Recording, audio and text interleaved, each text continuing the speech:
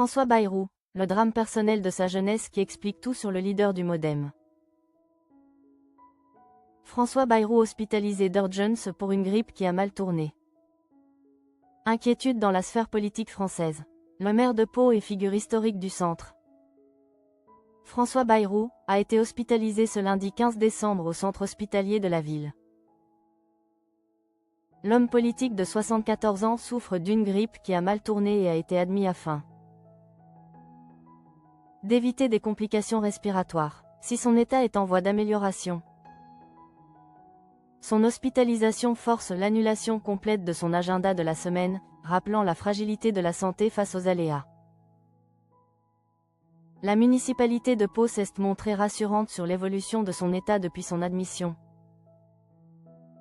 mais insiste sur la nécessité de la prudence.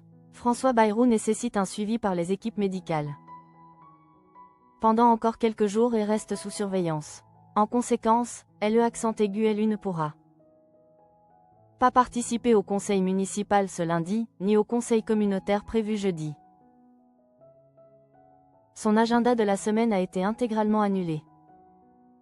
Cet incident de santé, loin d'être anodin à 74 ans, survient alors que François Bayrou partageait récemment des confidences émouvantes sur le pilier de sa vie, la figure de son père, Calixte Bayrou, décédé tragiquement.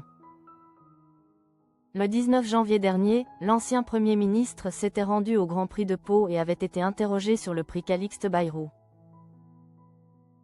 portant le nom de son père. Le maire de Pau avait alors laissé transparaître une émotion palpable. « C'est très émouvant pour moi. Mon père était un paysan, tout petit éleveur. Il avait rappelé la tragédie qui a marqué sa jeunesse, son père, qui possédait une ou deux juments, s'est tué dans un accident du travail en 1974, alors que François Bayrou n'avait que 22 ans. Calixte Bayrou est décédé en tombant d'une charrette de foin. Face à la détresse de sa mère, le jeune François avait pris une décision lourde de conséquences pour son avenir.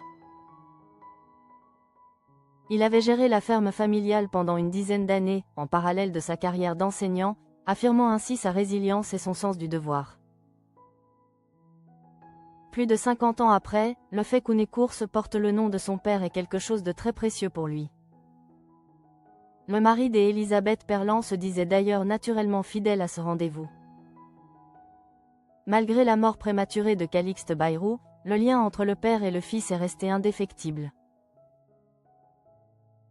François Bayrou a conservé de nombreux souvenirs de son père, soulignant l'héritage intellectuel et moral qu'il lui a transmis. Il lui attribue notamment la transmission de beaucoup de valeurs, de capacité à comprendre le monde, de s'intéresser à ce qui se passe sur la planète, d'être capable de comprendre ce qu'on appelle pompeusement la géopolitique, les relations entre les États, de suivre d'un œil généreux les mouvements de la société et puis bien entendu le rêve du cheval. Depuis la disparition de son père, l'ancien ministre n'a eu de cesse de lui rendre hommage. Au-delà du prix hippique qui porte son nom, il a choisi de prénommer l'une de ses 6 enfants, Calixte. Une belle manière de faire vivre la mémoire de celui qui fut également maire de Bordère de 1947 à 1953. Aujourd'hui, c'est au tour de François Bayrou d'être au centre des préoccupations.